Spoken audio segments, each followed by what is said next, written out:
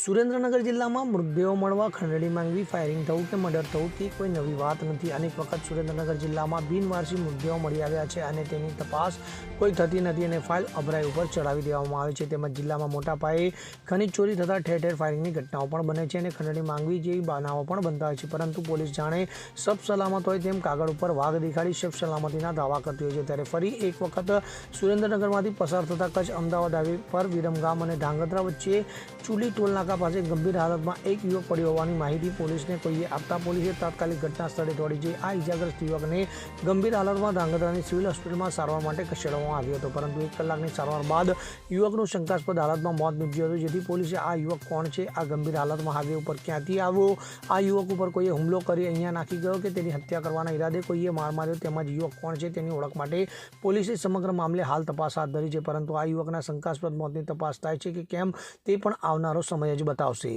Bureau report, CN24 news. હવે જુઓ દેશ દુનિયાની તમામ ખબરો તમારી આંગળીના ટેરવે.